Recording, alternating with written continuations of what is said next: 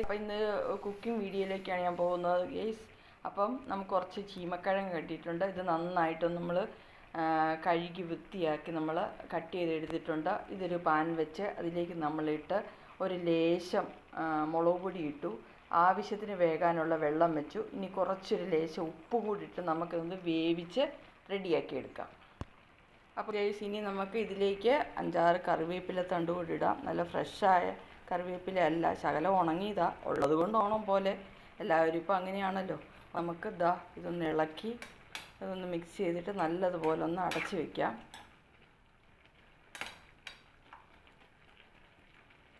Okay, അപ്പോൾ ഇതൊന്ന് വേകട്ടെ. അപ്പോൾ ഗെയ്സ്, നമ്മുടെ മെഴുക്കുവരട്ടി ഇവിടെ ഏകദേശം റെഡി ആയി കഴിഞ്ഞു. ഇനി നമുക്ക് നല്ലപോലെ കുറച്ച് വെളിച്ചെണ്ണ കൂടെ അങ്ങോട്ട് ഒഴിച്ച് നന്നായിട്ടൊന്ന് ചെറുതായിട്ടൊന്ന് മുരിച്ചൊന്ന് എടുത്തു കഴിഞ്ഞാൽ നമ്മുടെ മെഴുക്കുവരട്ടി ഇവിടെ റെഡിയായി കഴിഞ്ഞു. സൂപ്പർ ടേസ്റ്റാണ്, എല്ലാവരും ട്രൈ ചെയ്ത് നോക്കണം. പക്ഷേ ഇത് പെട്ടെന്ന് റെഡിയാക്കി എടുക്കാം എന്ന് നമുക്ക് പറയാൻ പറ്റത്തില്ല. കാരണം ചോദിച്ചു കഴിഞ്ഞാൽ ഇതൊന്ന് ചിരണ്ടി എടുക്കണമെങ്കിൽ കുറച്ച് ടൈം പിടിക്കും. പതിയെ ഇരുന്ന് നമ്മൾ കുറച്ച് സമയം ഇരുന്ന് ചിരണ്ടി എടുത്താലേ ഇത് റെഡിയാകത്തുള്ളൂ.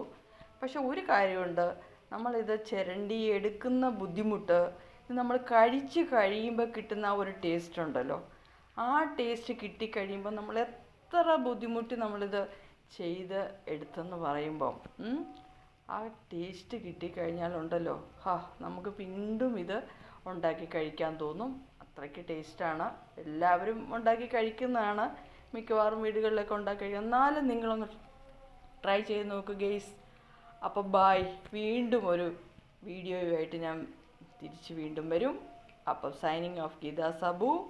ഇഷ്ടപ്പെട്ടെങ്കിൽ ലൈക്ക് ചെയ്യുക, ഷെയർ ചെയ്യുക, കമൻറ്റ് ചെയ്യുക. Okay, bye.